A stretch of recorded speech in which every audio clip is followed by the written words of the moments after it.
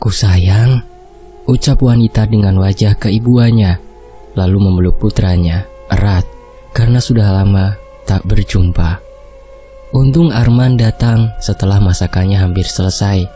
Dengan begitu, Arman bisa menghabiskan waktu untuk mengobrol dengan ibunya tercinta. Masakan pun ditaruhnya di piring-piring kosong oleh ibunya. Kemudian mereka duduk di ruang tengah atau ruang keluarga. Kenapa nggak bilang ibu mau kesini? Ibu harus laporan dulu untuk melihat putranya ibu. Bukannya gitu bu, kan nanti biar Arman yang jemput kalian. Nggak apa-apa, ibu udah keburu kangen sama kamu. Kalian kenapa ingin tinggal di sini? Rumah yang itu kenapa bu? Ada yang gangguin? Atau kalian dalam masalah? Tanya Arman tidak henti. Kita nggak kenapa-napa sayang. Ibu cuma ingin kita tinggal lagi bersama kayak dulu. Rumah tanpa kamu sepi man. Ibu Arman menepuk punggung tangan putra sulungnya. Bener. Arman menatap lekat mata ibunya yang sudah terlihat kerutan di sekitarnya. Beneran sayang, masa ibu bohong sama kamu? Arman mengangguk.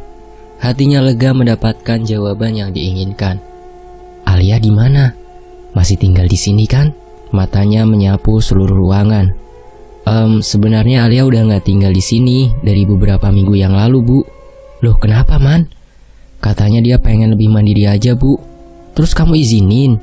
Iya bu, dia mintanya sambil memohon. Arman kan nggak tega. Ibu Arman menghela nafas berat. Putranya yang satu ini kalau tidak diingatkan akan terus lupa.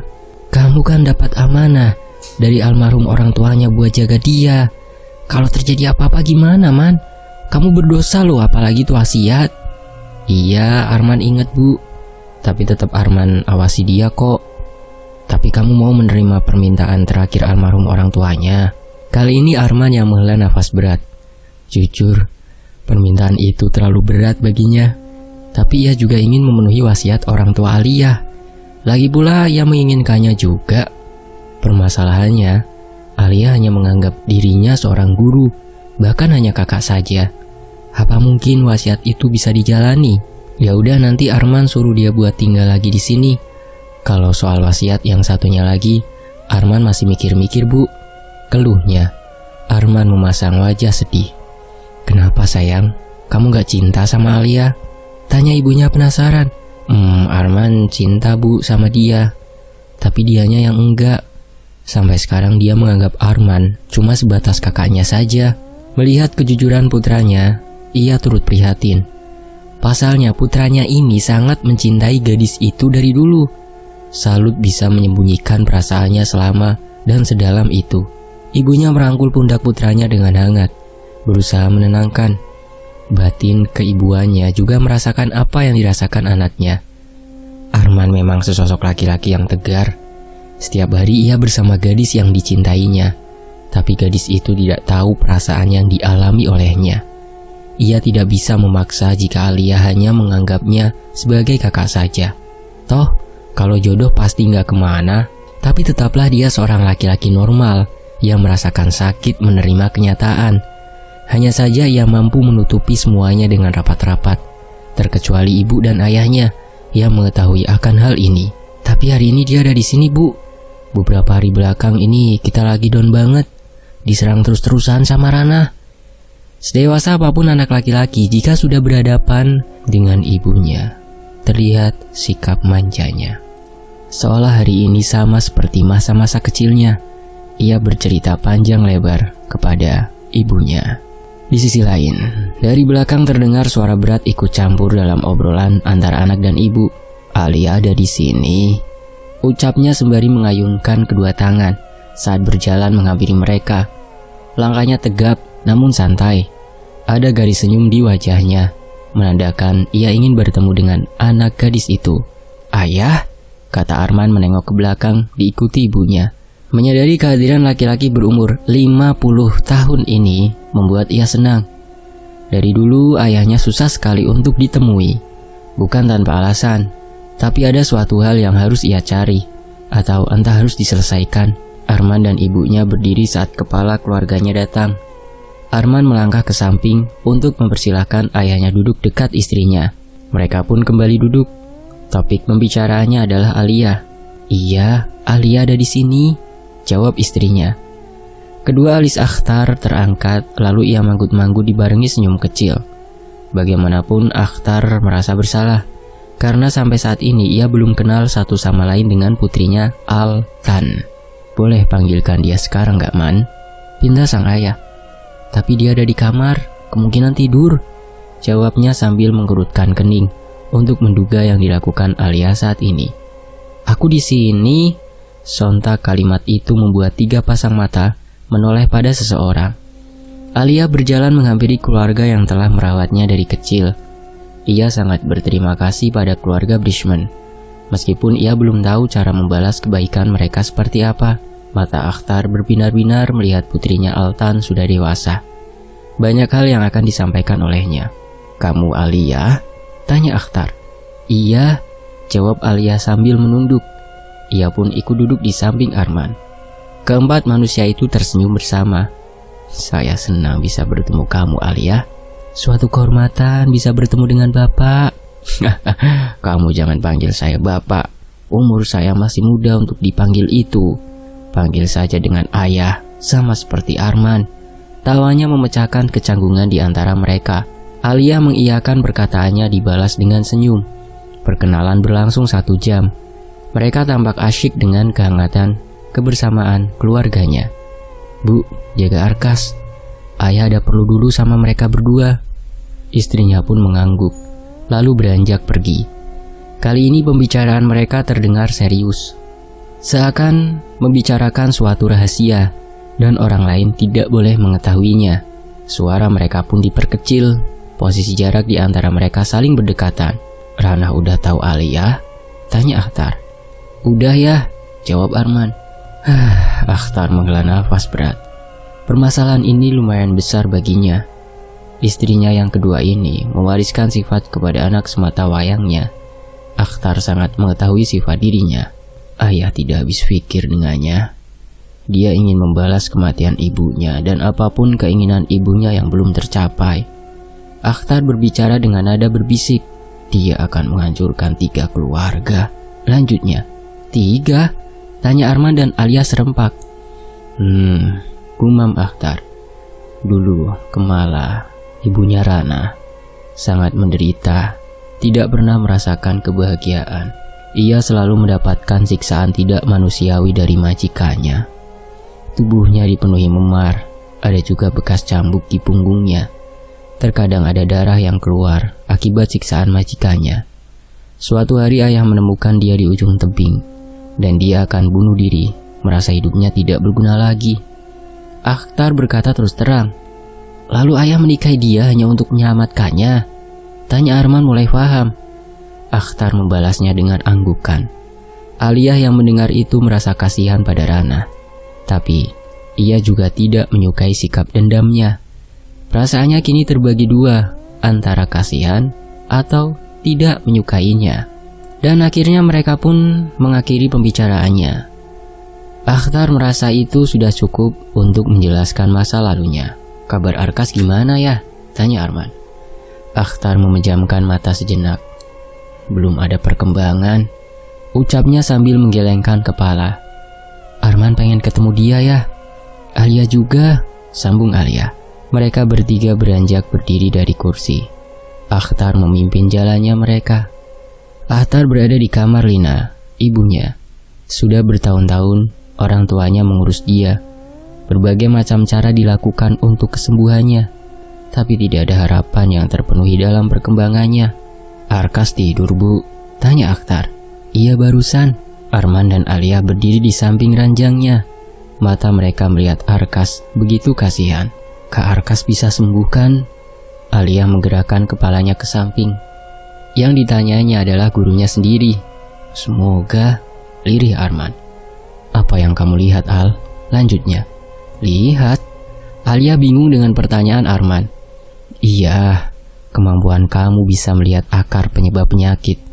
Kamu bisa mendiagnosa penyakit hanya dengan penglihatan kebatinan kamu. Meskipun autis bukan penyakit, melainkan kelainan, tapi saya yakin kamu bisa melihatnya. Jelas Arman. Sorot matanya menajam. Ia serius dengan perkataannya. Alia paham apa yang dibicarakan gurunya. Kemudian ia melihat tubuh Arkas dengan penglihatannya. Setahu aku, belum diketahui penyebab dari penyandang autis. Tapi harus bisa dikatakan dengan beberapa faktor, ucapnya yakin. Apa faktor yang kamu ketahui? Berdasarkan yang aku lihat, faktor kembar identik. Alia mengucapkannya dengan kaget. Kamu benar. Tapi yang aku tahu kalau dia terkena autis, pasti kembarannya juga terkena. Ucapnya bingung. Bola matanya melihat ke atas padahal ia sedang memikirkan sesuatu. Ia berpikir, jika Arkas autis, seharusnya Arman juga autis. Pada kenyataannya Arman baik-baik saja. Terlihat seperti orang normal pada umumnya. Kamu benar lagi. Anak kembar memiliki genetik yang sama. Jadi kembarannya pun pasti terkena. Arman tersenyum hangat. Ia tahu muridnya ini masih bingung. Arman diam, membiarkan muridnya untuk memahami sesuatu yang belum diketahuinya. Kakak pernah mengalami autis juga? Tanyanya ragu. Ia mengucapkannya pelan-pelan supaya tidak menyinggungnya. Iya.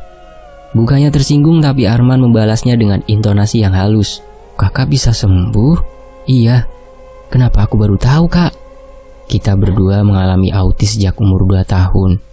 Saya bisa lebih cepat sembuh darinya saat usia saya 10 tahun. Saat itu, kamu masih kecil, Al. Jadi kamu taunya hanya Arkas yang mengalami ini.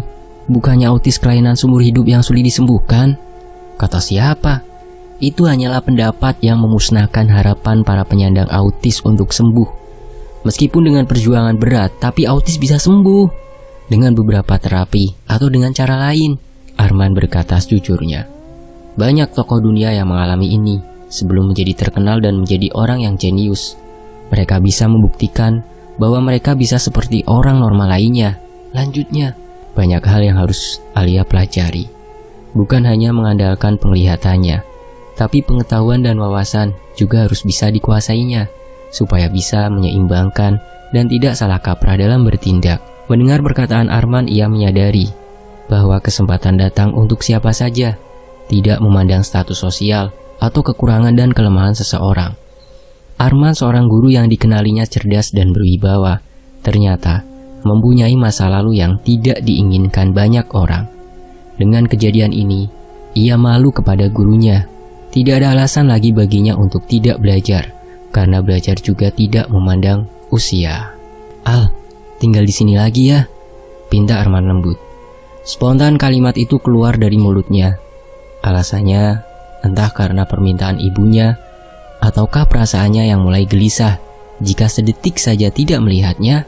Perkataan Arman dicerna Alia baik-baik. Ia tidak tahu kalimat barusan sebuah perintah atau permohonan. Alia terdiam sambil menimbang keputusannya. Arman benar, Al. Bantuin ibu merawat Arkas ya. Akhtar menyambung pembicaraan putranya. Sudah banyak cara dilakukan untuk proses penyembuhannya. Ahli saraf, psikiater, beberapa dokter, dan ahli terapi angkat tangan. Padahal pasiennya yang lain bisa sembuh. Salah satunya Arman. Pasrahnya, wajah Akhtar menunduk.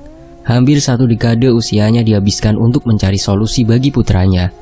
Itulah mengapa Akhtar jarang terlihat oleh Alia atau keluarganya, karena ia berusaha mencari cara bagi kesembuhan Arkas. Semangatnya semakin membeledak saat mengetahui satu putranya bisa normal. Bahkan ada yang menyarankan untuk dimasukkan ke rumah sakit jiwa. Suaranya semakin redup. Rumah sakit jiwa? Alia mengulanginya untuk meyakinkan pendengarannya. Itu benar, Al. Padahal autis bukan orang sakit kejiwaannya. Mereka hanya tidak bisa memahami apa yang kita maksud. Mereka punya dunianya sendiri. Sulit berinteraksi dengan orang lain, bukan karena mereka suka tiba-tiba nangis, tertawa, disamakan dengan orang gila. Itu salah besar. Arman menambahkan keterangan ayahnya dengan rinci. Alia menarik nafas panjang, lantas berkata, "Baiklah, aku akan tinggal lagi di sini."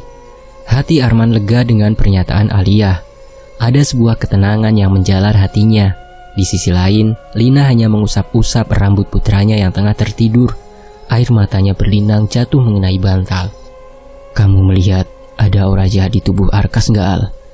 Arman menduga jika penghambat kesembuhan saudara kembarnya adalah dari ilmu supranatural yang disalahgunakan. Indra keenamnya memandangi sosok Arkas begitu dalam. Alia tidak melihat ada aura hitam yang berselubung di tubuhnya. Tapi ia menemukan alasan mengapa Arkas kondisinya masih sama, tidak ada kemajuan. Enggak ada, Kak. Enggak, tanya Arman dengan heran. Iya. Saya tahu kamu pasti sudah menemukan penyebabnya kan? Tahu saja kakak, senyumnya malu. Apa Al? Tanyanya lagi. Terapinya sempat tertunda ya dalam kurun waktu cukup lama, kata Alia. Mata Lina dan Akhtar memandangi Alia dengan kaget. Memang sempat terapi Arkas tertunda, karena dulu saat Arman sembuh mereka menyangka bahwa Arkas juga sembuh. Iya, itu pernah terjadi, ucap Lina. Kak Arkas juga tinggal sedikit lagi sembuh, tapi ia kembali lagi, dibiarkan layaknya orang normal. Padahal ia masih perlu bimbingan, perhatian dan beberapa terapi, jelas Alia. Menyadari kemampuan Alia tentunya membuat Akhtar terkejut bukan main. Akhtar bisa menerawang dan mengetahui bahwa Alia bukan gadis sembarangan. Dirinya mewarisi sifat, ilmu dan keahlian orang tuanya. Solusi dari masalahnya yang satu ini sudah ditemukan. Akhtar mengelus dadanya berulang kali. Ia percaya bahwa Alia bisa melakukannya, membantu proses kesembuhan Arkas, putranya. Dengan begitu, ia tidak perlu pergi-pergi keluar lagi hanya untuk mencari orang yang sanggup menyembuhkan Arkas. Arkas masih menjalani terapi, Bu? Tanya Alia.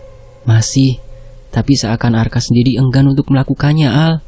Lirik suara Lina. Jangan dipaksakan, Bu. Menurut Alia, Kak Arkas tertekan karena dipaksa untuk melakukan banyak hal yang tidak membuatnya nyaman. Meskipun terapi atau pengobatan baik untuknya, tapi dukungan sugesti dari dalam dirinya dan keluarga juga dibutuhkan. Alia rasa Kak Arkas lelah dengan semua yang sedang dijalaninya. Ucapannya tentu tidak asal ucap. Ia mengatakan sesuai dengan yang dilihatnya, berdasarkan kondisi Arkas. Butuh kesabaran yang ekstra untuk menghadapi orang dengan kasus seperti ini. Kitalah yang harus memahami situasi atau keinginannya. Penyandang autis tidak bisa menjelaskan maksud atau kemauannya, baik itu secara verbal ataupun bukan verbal, karena mereka memiliki kelainan yang sulit dimengerti orang lain. Sementara itu di sisi lain, sak, sak, ujung lancip pisau bergesekan dengan dinding dan kayu-kayu pintu yang terlewati. Krrrr. Gagang hitamnya dipegang kuat. Tak ada celah antara pisau dapur dengan tangan berhaus darah itu. Seseorang berjalan memecah keheningan malam yang mencekam. Kakinya berjalan lambat tapi pasti, menghayati aura panas yang menyelimuti dadanya. Hentakan sepatunya bisa membuat orang yang mendengarnya merasakan degupan jantung dengan cepat. Apalagi dalam suasana sepinya malam. Sorot matanya menukik layaknya mata elang melihat mangsa di hadapannya. Mengawasi apapun yang berada dalam penglihatannya. Sekali melirik ke samping untuk memastikan tidak ada orang yang mengetahui gerak-geriknya saat ini. Rambutnya ikut menari-nari di udara, mendukung aksinya dan dibiarkan terurai sebagaimana biasanya. Tibalah di penghujung, sebuah kamar yang di dalamnya hanya ada satu manusia, tengah tertidur pulas di atas ranjang besarnya. Cit, pintu terbuka 60 derajat. Satu, kesuksesannya berhasil. Tidak ada tanda-tanda yang mencurigai dirinya. Idiot. Satu kata terucap dari mulutnya yang selalu berbicara sarkastik. Diam-diam Ranah mendekati Arkas, menuntaskan niatnya untuk menghabisi targetnya malam ini. Kalian itu satu raga, beda jiwa. Kalimat Ranah Maeda Brisman begitu tajam. Ia tidak pernah main-main dengan ucapannya. Ketika berbicara hidup maka harus hidup, berbicara mati maka harus mati. Seolah kehendak ada di tangannya. Tidak bisa mengambil nyawa Arman, aku bisa mengambil nyawa lain. Satu sudut bibirnya terangkat sedikit dan terus menatap Arkas. Ingin secepatnya membunuh Arkas dengan satu kali rencananya. Di saat satu jiwa hilang, dipastikan jiwa yang lainnya perlahan ikut hilang dan mati secara perlahan saking tersiksanya kehilangan saudara kesayangannya. Tawanya berhasil membangunkan Arkas. Arkas hanya terdiam, melihat ada seseorang di depannya. Ia tidak bisa mengartikan ekspresi Ranah. Tidak ada rasa takut atau gelisah yang membuatnya gentar tubuhnya. Arkas mengambil posisi duduk, sedangkan Ranah telah siap dengan pisau tajamnya. Mati, mati kamu. kamu harus mati. Di tanganku kamu pasti mati." Mendengar teriakan Rana, Arkas mulai ketakutan. Meski ia sendiri tidak tahu Rana berteriak apa atau apa yang akan dilakukannya. Tapi Arkas tidak suka dibentak-bentak. Itulah yang biasanya sering terjadi pada seorang autis. Jika dibentak, dipaksa, ia akan berontak sendiri. Arkas memegang kepalanya, tidak suka dengan sikap Rana yang berisik dan mengusik ketenangan tidurnya. Ia mengepak-ngepakkan tangannya ke depan, bermaksud mengusir Rana. Kepalanya menggeleng-geleng, tubuhnya mulai gusar tak nyaman dengan kehadiran Rana. "Dasar idiot, kematianmu ada di sini. Bersiaplah pergi ke neraka."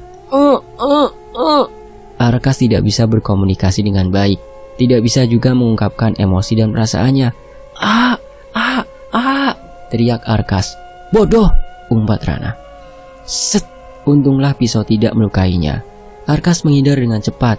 Segera ia pergi dari Rana. Arkas sangat ketakutan.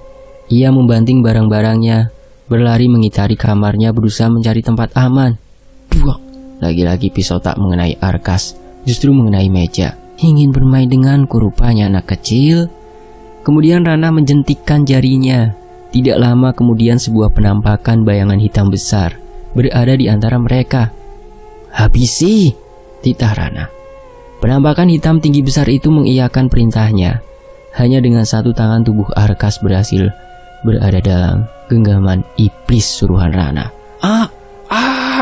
Arkas merasa tubuhnya seakan-akan remuk. Nafasnya terhimpit. Batin ayah dan anak begitu kuat hingga Akhtar terbangun dari tidur panjangnya.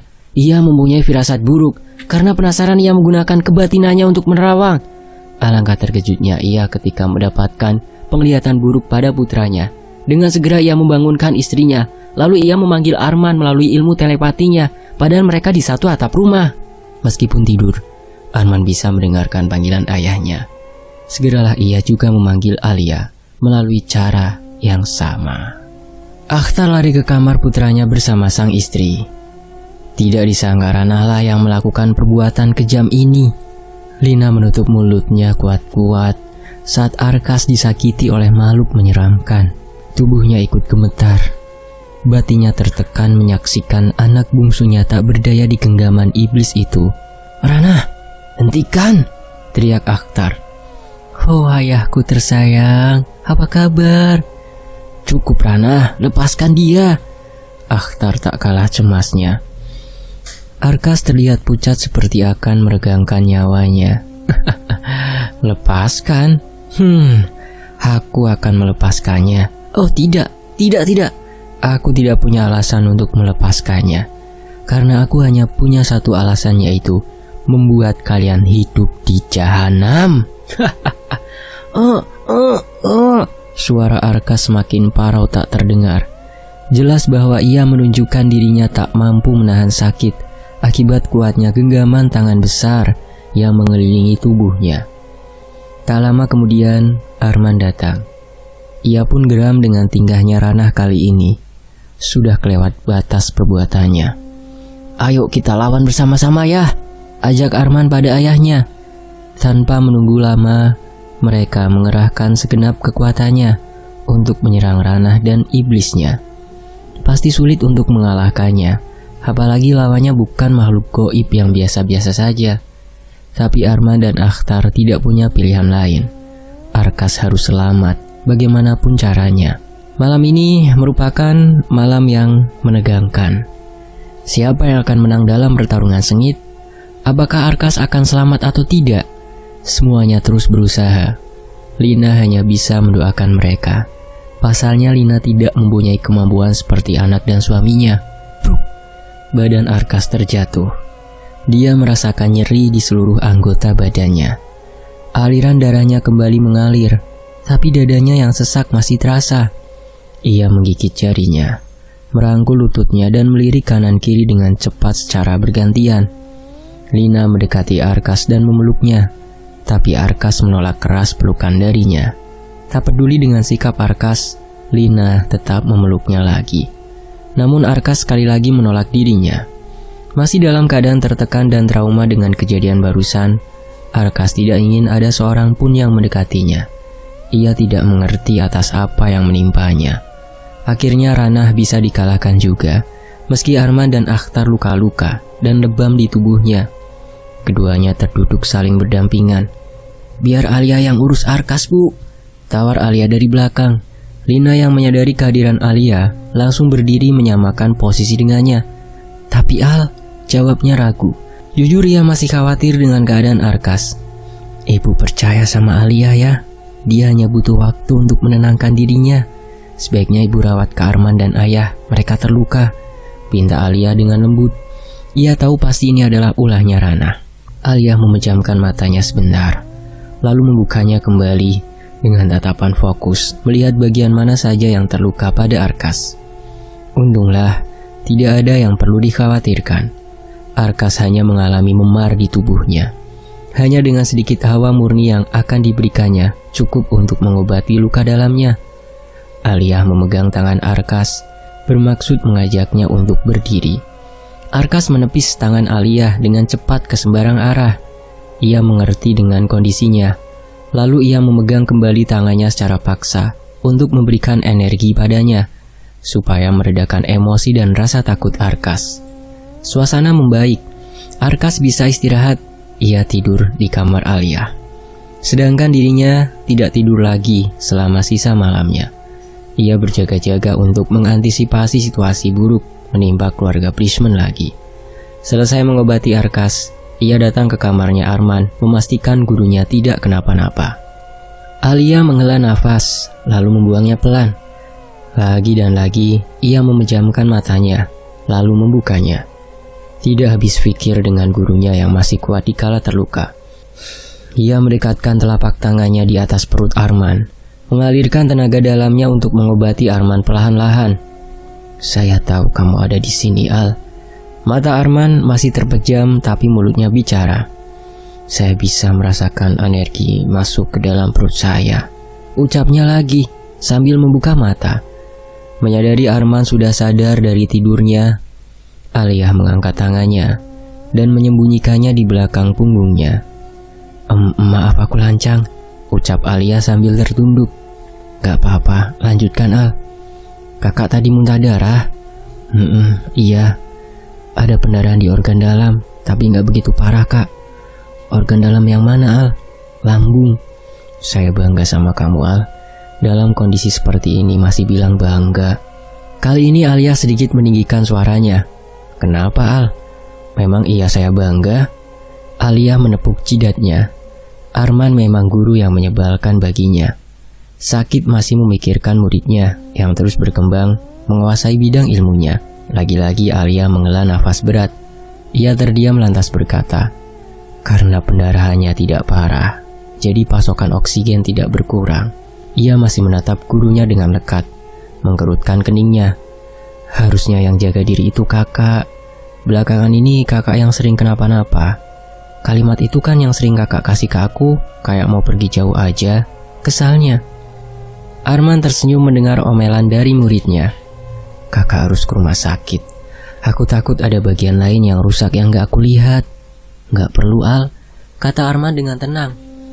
Alia dibuat gemas oleh sikap Arman yang meremehkan kondisi kesehatannya sendiri. "Kan ada kamu Al," lanjutnya. "Aku bukan dokter kak, jadi diagnosa aku juga belum tentu benar," lirihnya. Ia merasa rendah hati dan tidak percaya pada kemampuannya. Bukannya apa-apa, ia hanya tidak ingin terjadi hal buruk yang menimpa gurunya karena kesalahannya dalam mendiagnosa. Apalagi dirinya bukan seorang dokter atau para medis yang mengerti kesehatan. "Saya percaya kamu. Lagian kamu lupa guru kamu ini seorang dokter. Jadi saya tahu apa yang terjadi pada kesehatan saya, Al." Arman mencoba meyakinkannya. "Tapi tetap saja kakak harus diobati." Arman tersenyum lagi. Ia mengambil tangan Alia yang sedari tadi berada di dekatnya, lalu menggenggamnya. "Kamu yang akan ngobati saya, Al. Lagi pula kamu itu bilang kayak tadi karena kamu gak yakin sama diri sendiri kan?" Alia menunduk kembali. Kata-kata Arman ada benarnya. Ia hanya tidak ingin ada orang terluka karena keteledorannya. "Gini, supaya kamu tambah yakin akan kemampuan yang kamu miliki, saya akan cerita sesuatu." Arman mengangkat tubuhnya untuk bersandar di ranjangnya. Alia masih tidak membuka suara. Ia hanya menyimak setiap kata yang diucapkan Arman. Tahu Bian Kue? Enggak kak, jawab alias kenanya. Dia seorang tabib dari Tiongkok ratusan tahun yang lalu sebelum Masehi. Tapi cara pengobatannya berbeda dari yang lain. Obat-obatannya menggunakan herbal atau ramuan. Nah, kalau yang ini kan biasa aja, karena tabib lain juga menggunakan metode ini. Tapi yang bedanya adalah dia bisa mengetahui akar penyebab penyakit hanya dengan pengamatannya. Selain itu, dia bisa mendiagnosa penyakit yang tidak bisa dilakukan tabib lain. Arman tampak senang menceritakan kisah tokoh yang sangat hebat pada abad-abad yang lalu. Seperti aku? Tanyanya antusias. Iya Al. Bersambung. Nantikan kelanjutannya hanya di Fakta Sejarah. Demikianlah sebuah kisah dari Nazria ini, non medis. Nantikan kelanjutannya ya. Saya pamit. Wassalamualaikum warahmatullahi wabarakatuh.